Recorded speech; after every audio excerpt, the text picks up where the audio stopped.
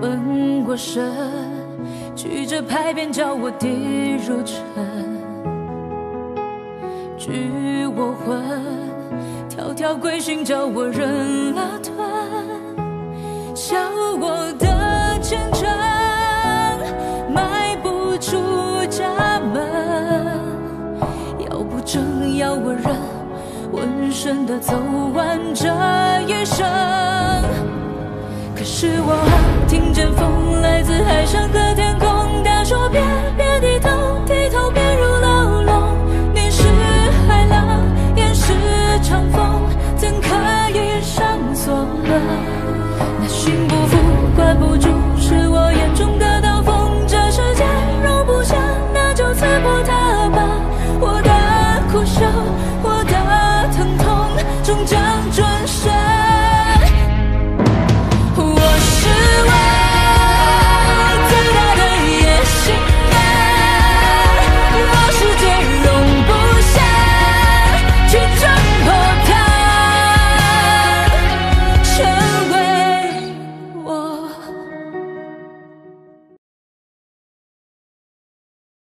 这老大家的，他守得住。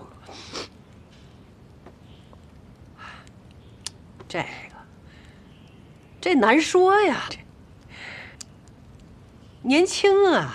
哎呀，我的姐，我说的不仅仅是看人，还有我姐夫留下的那些财产，你也得看紧喽，别让老大家的都搬回娘家去了。老二家的啊，你上门口看着点儿去呀。别到时候娘家人搬走什么东西，我都不知道呢。哦，去。还有姐，这平日里呀，这家里只有孤儿寡母的，都没个老爷们儿。你千万不敢对外漏财啊，让人知道了惦记，听见没有？知道，哎呀，我知道。哎呀，我是你亲妹妹，就我向着你。别忘了啊！知道。哎呀，我别哭。哎呀，姐夫啊，你怎么走得那么早啊？哎呀，要我说，做啥生意啊？少华，趁年轻，赶紧找一个人嫁了，这日子才有盼头。嫁人才有盼头。我自己不能给我自己盼头。可是。这姑爷才去世多长时间，你就给少华说这些干啥？哎呀，我这不是为他好吗？嫂子，你就别替我操心了。我自己的日子我知道怎么过。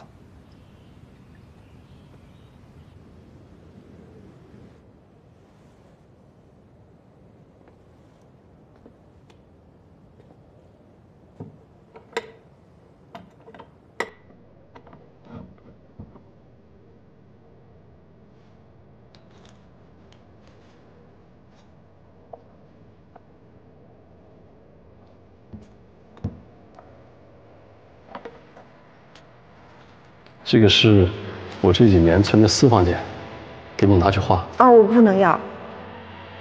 你就拿着吧。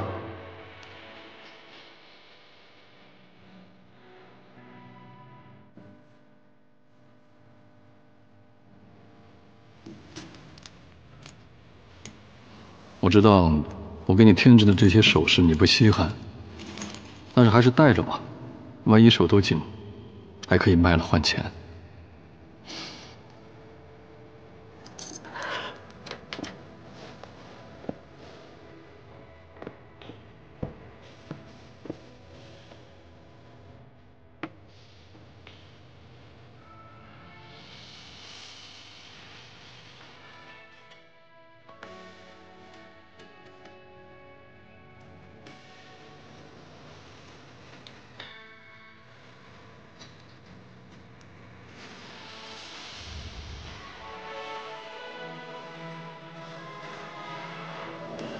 等我去了北京，我一定要努力挣钱，把你想要的全都给你买回来。你放心吧，我这辈子都会对你好。我发誓。你看你的手那么冰，你说你出去那么久，你怎么不多穿点呢？你把自己冻坏怎么办呢？你就不怕爹把你的腿给打断了？如果你救不出二宁，你肯定会难过。相比腿断，我更怕让你伤心。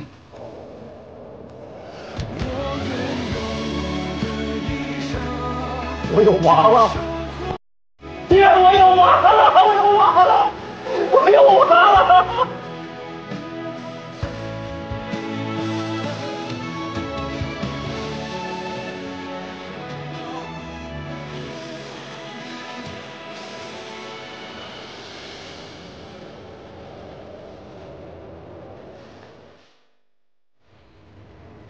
从今天开始啊，以后每天早上起来的早饭，就按照这个定规定量来啊。喝着喝着。娘，这也太少了吧？这还少啊？不少。你们俩吃粗粮，我跟轩轩吃精粮。为啥？为啥？就是为咱家里没钱了。喝粥，喝，趁热喝。娘明明有钱的，从北京城家里走的时候，二顺给了娘几十个大洋呢。嫂子，你脑子灵，主意多，想想办法呗。啊，什么办法？让我俩能吃上精粮的办法呀。我不想天天吃窝窝头啃苞米了，我想吃白面馒头，我想吃肉，我想吃。你刚才说，二顺给了娘几十个大洋。啊，我亲眼看到的。嫂子，你想到办法了？什么？给你40个大洋？娘，您看，咱家现在呢，吃喝是不愁，但是咱给长远计算是吧？我觉得还是应该再做点小生意。你又来了，你这孩子你怎么就不能安分呢？做生意那都是男人的事儿啊！你在家带孩子有吃有喝的不好吗？咱这儿靠着齐州药市，家里一直是做药材生意的，天时地利人和咱都占了，不做生意，那是不是太可惜了？做生意有二顺呐，不用你。娘，我保证，我做生意挣的钱都给家里贴补家用。二顺给的钱现在够家里用。不，那我这不还和宋平吃着粗粮呢吗？谁家过日子不精打细算的呀？娘，这样吧，我给您写张借条，行不行？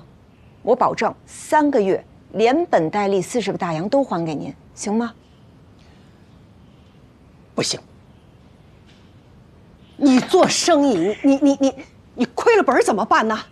你写借条，你到时候还不上怎么办呢？我还真上官府，我告你去。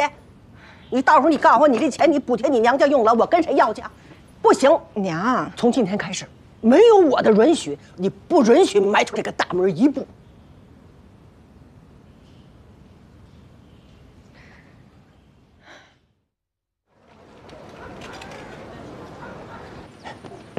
昭华，大哥，你怎么来了？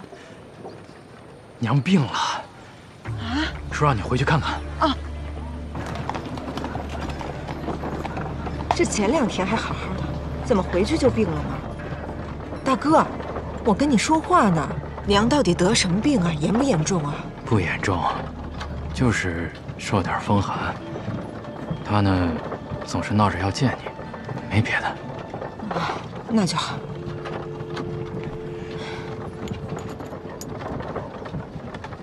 干嘛？给轩轩的。哥，我不能要。你嫂子不知道，拿着。谢谢哥。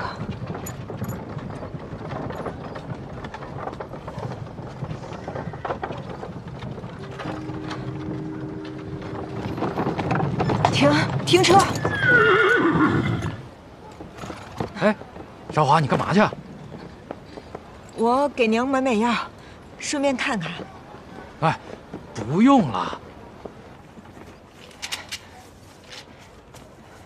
易掌柜，你看我们这瓷碗成色。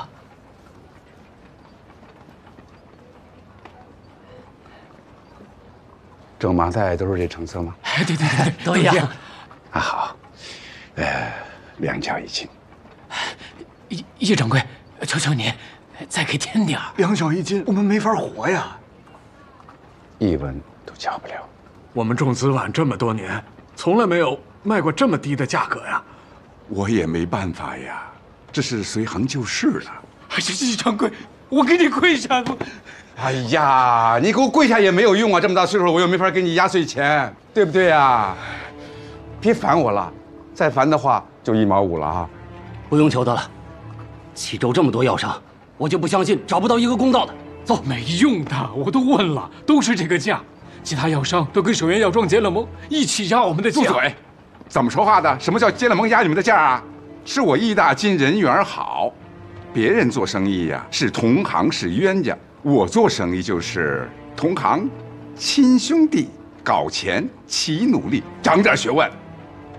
我们药农起早贪黑，风里雨里，是指望把紫菀卖了，让一家老小有口饭吃。你却趁紫菀丰收联手压价，诚心不让我们活呀！你这么黑的药商，不怕报应吗？你放屁！谁黑心了啊？你刚才也已经说了，今年是紫菀丰收了。紫菀是什么？是药，它不是粮食。如果是粮食丰收了，我收一大堆粮食，我可以满街喊，我说啊，我们家粮食便宜啦，你们多买点粮食，多吃点粮食。这是药，我收这么一大堆药，我上大街上喊，你们来我们家买药啊，大家都多吃点药啊，我又不是黑心一张。我告诉你，你如果不想卖的话，让你们家的紫菀都烂在地里，看谁心疼。这药我还不卖给你了。走，叶掌柜，我们好商量。你还不收啊？叶掌柜，你们首元药妆在咱们齐州已经赚得盆满钵满了，就让点利嘛，让这些药农吃口饱饭吧。哎呦喂，您谁呀？叶掌柜，不好意思，这是我妹妹，刚从外地回来，您呀别往心里去。我不会往心里去，即使妹妹也不是外人，菩萨心肠。那您出高价，把这些紫菀收过去，我绝对不跟您抢生意。哦，可我们家已经不做这生意了。你不做这生意，你瞎掺和什么呀？啊，感情钱不是从你兜里掏出来的，你不心疼？你真是站着说话不塞牙。叶掌柜，这银联乃是我太爷当年亲手所书，也是我们池春堂100年的经营要旨，而唯利是图、欺负药农，这和我们池春堂做生意的初衷已经完全相悖了。别介，别我们的，我们什么关系？现在这个池春堂跟你们楚家已经没有半点关系了。这个池春堂现在是我说了算，我如果想砸了这块匾，我就拿下来，踩在脚底下，我跺上去，我转个圈，跟你有什么关系？叶掌柜都有得罪，不得罪。你们几个想卖2角，不想卖走人。少华，走了啊！你说你呀，都是些不相干的人，这又何必呢？有朝一日，我一定会把池春堂再要回来。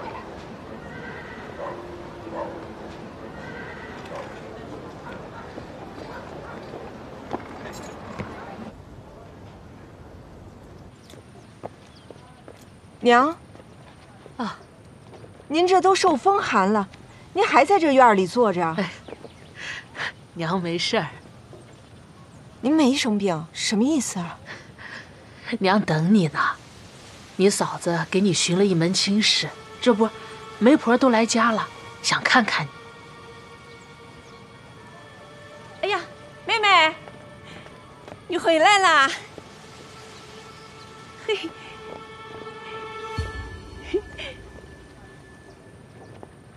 少华，我跟你说哈，哎呀，你这妹妹啊，果然长得漂亮。哎呀，这个曾老爷呀，年纪也不大，今年刚53。哟，那确实不大哈，只比我大30岁。对呀，身子也健壮。大夫都说，整个曾家村就曾老爷的钱他没挣过，那还真是难得。而且我跟你说哈，他家里有300亩药田。那挺殷实的，可不殷实吗？而且他出手大方呀，他给咱们30个大洋聘礼。30个大洋啊！更难得的是，去年曾老爷死了老婆以后，家里啊就没有其他人了。2个女儿一早就都嫁出去了，你一过门，整个曾家呀就都是你做主。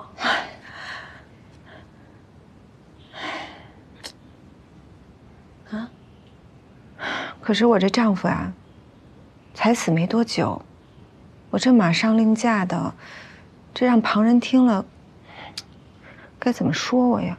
就是啊，韶华，就算要改嫁的话，也得再过几年吧。哎呀，妹，你要再过几年，我跟你说，你的脸蛋可就不是现在这样了啊！那个时候你要再想找曾老爷这样的家，难了。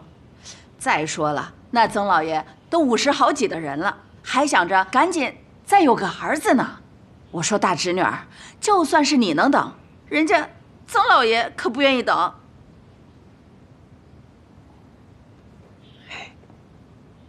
哎呀，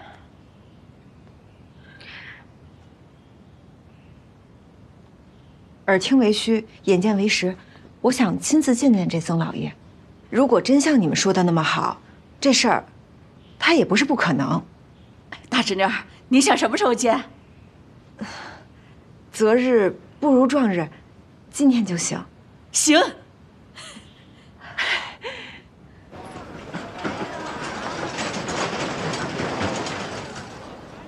方大娘，我想和曾老爷单独聊几句。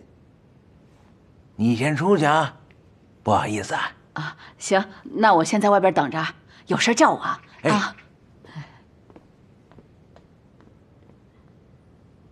曾老爷，您对我还满意吗？满意，相当满意。我这50个大洋没白花，太实了。来来来，走走走走走。啊，好。曾老爷，您看哈，我这一再嫁的寡妇，您还愿意出这么高的聘礼，真是让我感动。别光感动啊，赶紧把事儿办了呀。我一看呀，曾老爷您就是个好人。我是大好人，我的好多着呢。成亲以后啊，你就发现了。啊，所以您既然是个好人，那我就不能害您了。这有些事儿啊，我必须提前告知您一声。你说，这小的时候哈，人家给我算过一命，说我呢命犯孤臣寡宿，在家克父，出嫁克夫。算命的事儿也不太准。我一开始哈也是这么想的，但后来发生了一些事儿啊，让我不得不信了。我7岁的时候，爷爷就过世了；14岁，爹死了；出嫁以后，到了陈家，我那公公和丈夫都没了。真的？这方大娘没跟您说呀？看来你这命挺硬啊，我也无福消受。曾老爷，实不相瞒哈，我这辈子啊，本来是死了再嫁的心了，但是呢，这今天遇到了您，您看您人又好，这家境又殷实的我，别，不值一提，不值一提。曾老爷，您是不是误会了？哎，我可不想害您啊，我就是想着这肥水不流外人田，咱俩虽然没有缘分，但我倒是觉得我有个表姐和您很合适。你还有个表姐啊？她怎么样？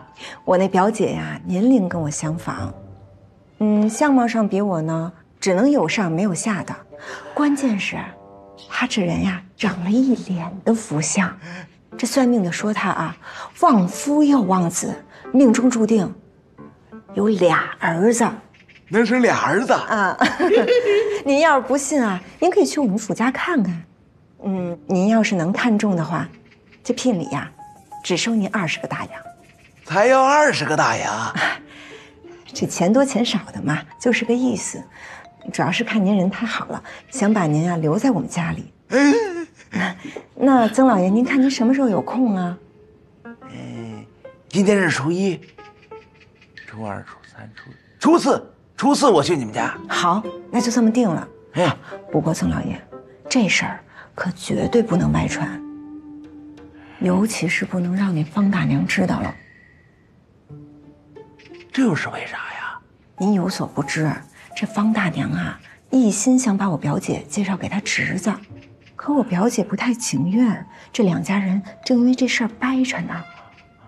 倘若是让她知道把曾老爷介绍给我表姐，我怕她坏了您的好事儿。绝口不提。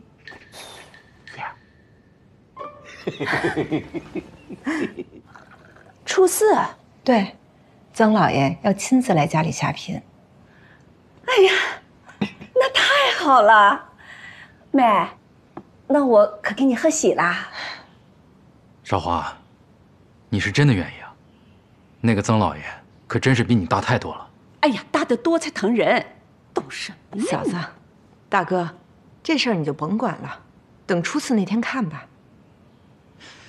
那我得赶紧去找方大娘，我得问问她，得准备些啥。大嫂，方大娘这事儿可不能跟她说了。为啥？这方大娘是不是跟你说，曾老爷给了30个大洋做聘礼？啊，是30个呀。人家曾老爷答应的可是60个大洋。啊？60？啊，曾老爷亲口跟我说的。他居然扣我30个大洋啊！他，所以说呀，这方大娘这人她不可交了。我要再跟她说半句话，我都不姓周。还有啊，这事儿也不能跟任何人说了，万一陈家的人知道了，肯定作梗。对，妹，还是你考虑周到，不说。等初四那天呢，我就随便寻个由头回娘家一趟。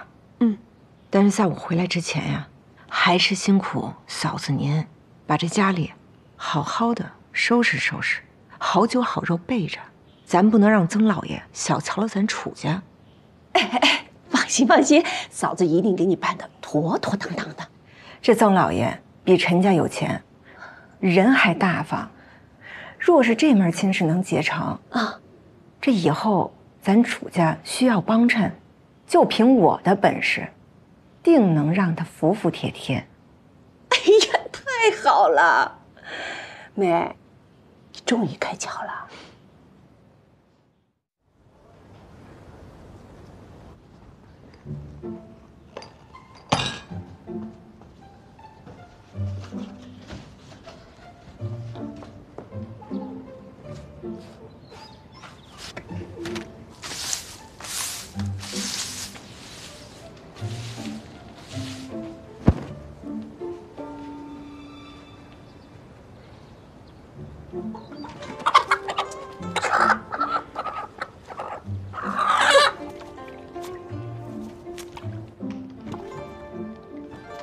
娘，哎，少华到了吗？啊，还没呢。这都快到晌午了，怎么还不回来呀？啊，可能是路上耽误了吧。少庄，去看看你妹走到哪儿了。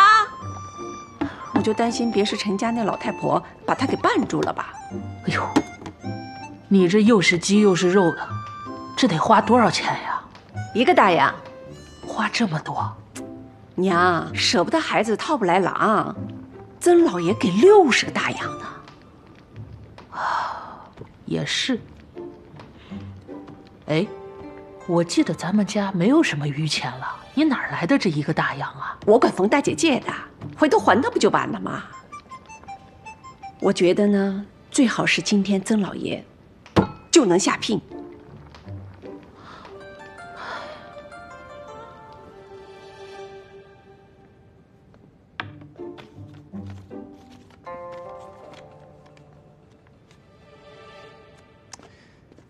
我说你至于吗？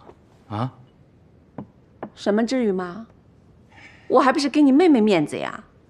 她那天特别跟我说了，不能让人曾老爷小瞧咱们楚家。来，换上。哎，换上呀！不换。你刘燕儿，曾老爷来了，快点！这么早就来了？娘，哎，曾老爷，哎，曾老爷好。哎，你好，你好，周燕吧？呀，你知道我？那当然了。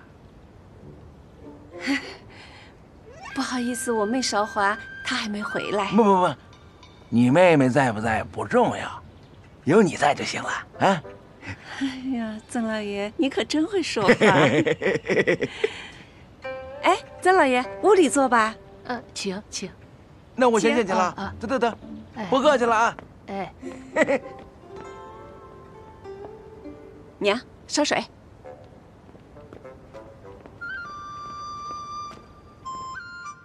曾老爷，我家妹妹提到您真是赞不绝口，对这门亲事呢也是特别的满意。曾老爷，您满意吗？我当然满意呀。哎呀，您满意就好，真是太好了。你妹妹说的时候，我还怀疑呢。今天这一看，果然旺夫已死啊！曾老爷，您可真会说话。哎，要不今儿咱们就把日子给定了？这么快？好事嘛，那当然是越快越好啦。你比我还急。你不急呀？人生的3大喜事儿，洞房花烛夜。怎么着？你都想到洞房花烛夜了？曾老爷，你可真有意思。不洞房花烛夜，怎么生儿子呢？对，生俩儿子。说好了，曾老爷，明年生儿子。明年？就这身材，等不到明年。你干什么？咱都洞房花烛夜了，有什么害羞的样儿，是吧？你个老东西！看这笔要这么拿，看树，那给我真给我认上，那个树啊，就说那个媒婆啊，那脑子有问题呀。人家男人好好的，他把那个媳妇儿介绍给那个老头，那老头还上门提亲呢。啊，当着人家男人的面提亲，可不吗？到人家里还动手动脚的，哎呀，真丢人！哎，娘，哪个村子的事？楚少华，你干的什么事儿？你还敢算计我？楚少华，我这儿跟你没完！啊，我还跟你没完呢！你敢打我？我是你嫂子！你要真把你自己当成我嫂子，你就做不出来这种下流的事儿。我告诉你，今天我婆婆和我弟妹都在场，我要是把你做的好事说出来，恐怕想打你的就不止我一个了。我那是为你好。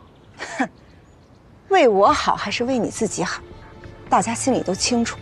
周燕，我警告你，这次这事儿只是一个小小的教训，往后你要还想再跟我这儿打馊主意，我有的是办法收拾你。行，楚少华，我也告诉你，从今以后，我和韶忠和你一刀两断，我们没你这门亲。干嘛？给我滚！别跟我得意，有你哭的时候。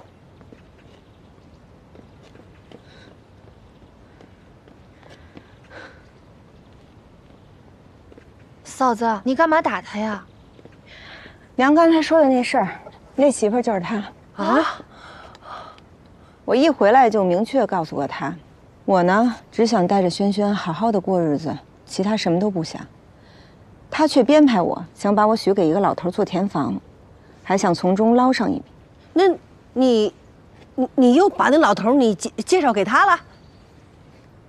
他要这么算计我，我也不可能客气。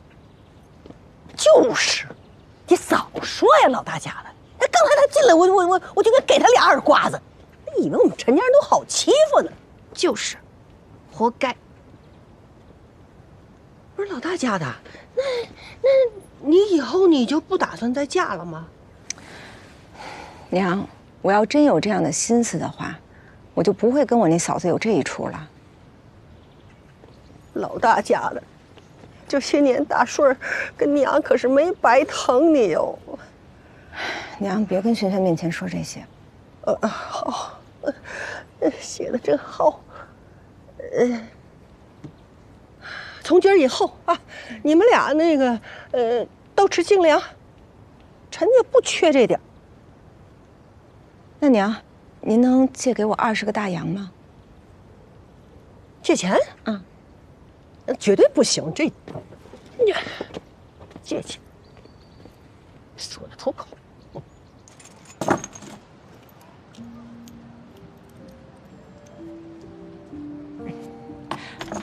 这些多少？死当还是活当啊？死当多少钱？活当多少？死当25大洋，活当15大洋。这些首饰，置办的时候至少得100大洋呢。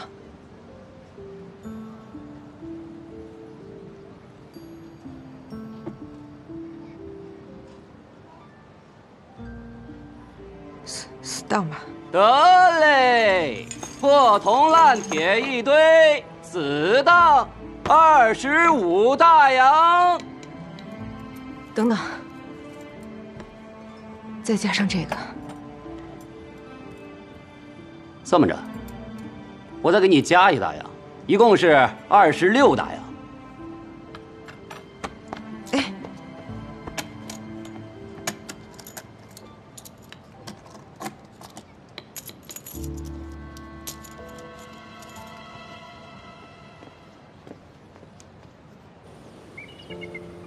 那大叔，您这一季大概能收多少子碗啊？1000多斤吧。全部给我吧，我按历史最高价3角5一斤给您结算，怎么样？当真？当然，我们可以立约为证，而且我现在就可以付您1成的定金。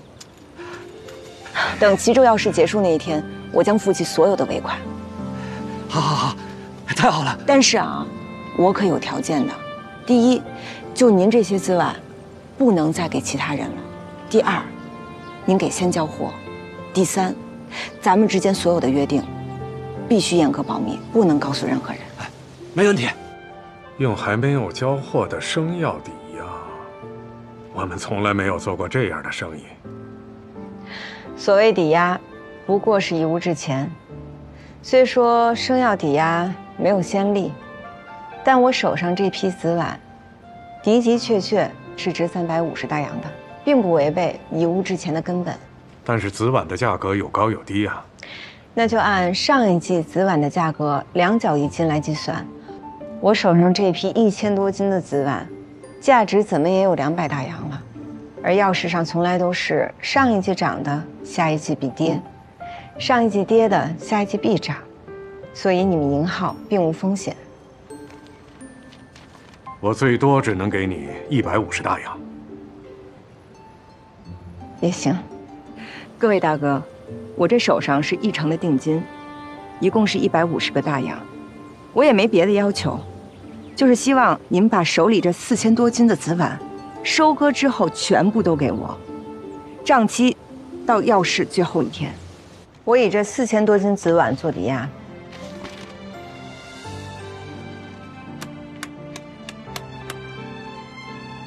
最多给你500大洋。你们不用亲自到药市上去叫卖，也不会被那些药商联手盘剥了。这个好，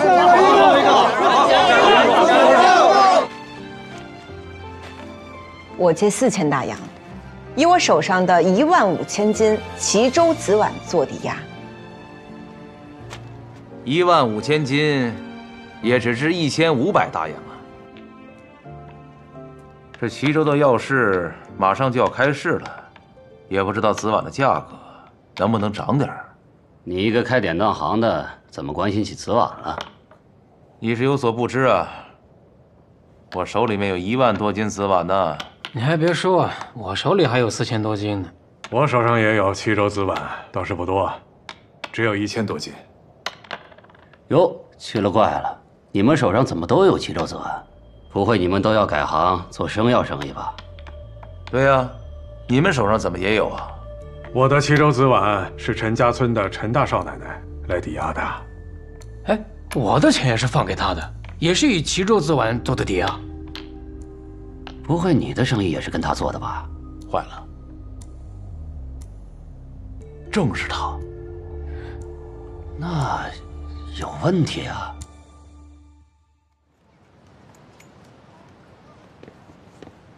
你要贷多少款啊？啊，我想贷5000大洋。这么大笔款，必须有同等价值的抵押，我们才敢放款。我这手上呢，有4万多斤的齐州紫碗，至少价值8000大洋。只要齐州药市一开市，我就可以全部兑现。想让我放款给你，绝不可能。陈家大少奶奶，你可真是打了一手好牌啊！我们几个在钱庄银号也算是经营了这么多年，居然都被你给骗了啊！得亏我们发现及时，看你今天往哪里跑！几位掌柜，这是发生什么事儿了，让你们如此惊慌啊？你用35大洋骗了我150大洋，现在竟然还想从大发银号骗5000大洋走！赵掌柜，您这个骗子，我有点不服。请问，我跟您签约的时候哪一句不实啊？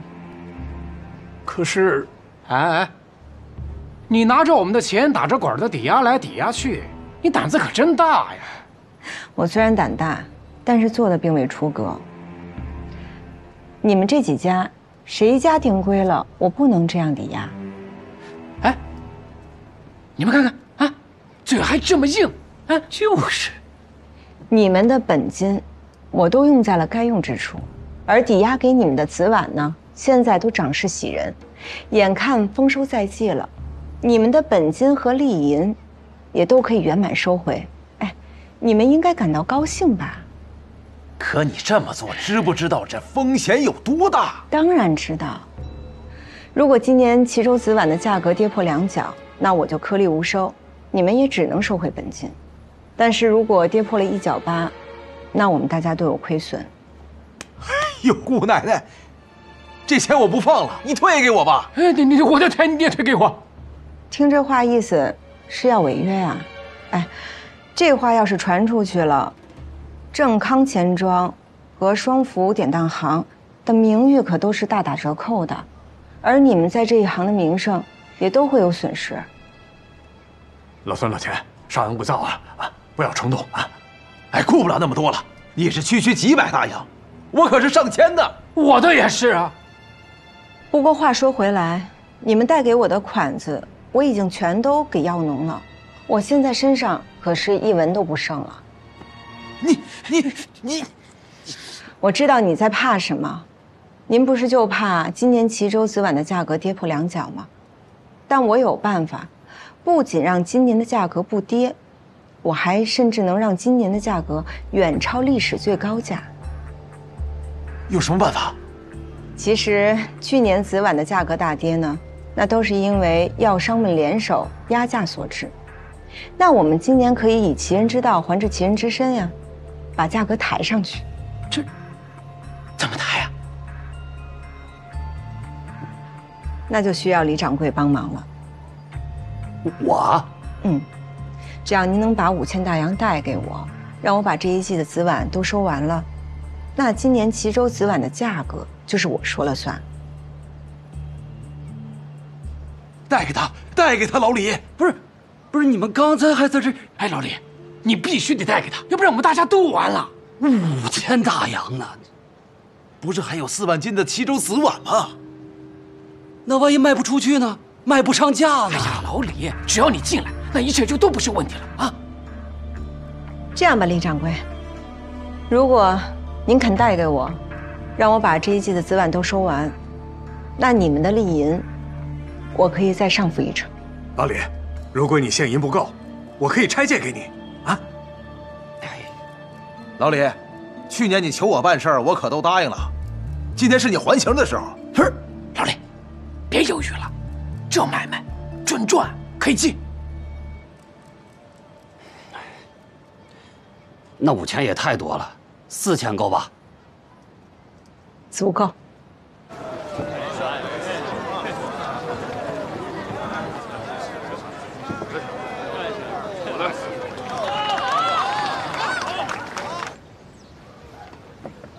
小王，哎，大少奶奶，今天怎么样？哎，我跟您说啊，今天来了好几波客人，价格给的都挺高的，最高开到4角一斤。但我按照您的吩咐把他们都打发了。好。大少奶奶，我想问问，您到底多少价格才肯卖啊？大少奶奶，有客人。谁是主事儿的？是你，易掌柜，好久不见。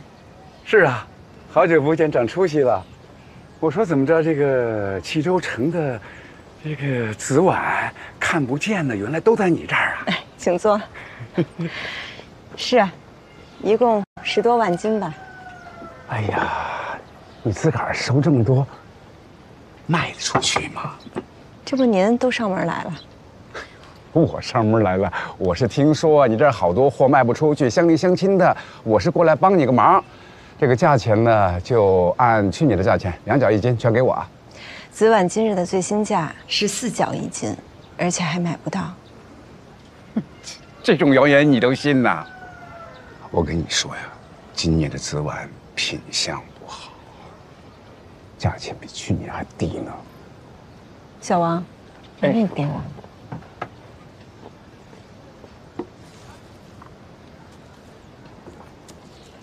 是吗？咱不说这个了哈，我这个人呢心肠软，您呢也是年轻守寡也不容易，我再给你加1角，3角1斤，你如果能卖呢，我就买；你要如果觉得不合适呢，我也不跟你啰嗦，我就去明关镇找那些药农。明关镇的紫碗，全部都在我手上。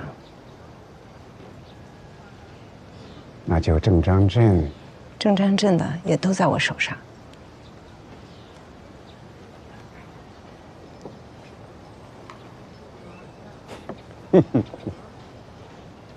我呀，不信。那要不要我把跟那些当地药农签的契约给您看一下？嗨，不用，这个契约就是摁个手印的事情，这个事情我信你，你真不错，您厉害。谢谢易掌柜夸奖。那这样吧，我再给你加1角，4角，那可比去年翻了1倍了。不好意思，易掌柜，今年的紫碗我不卖。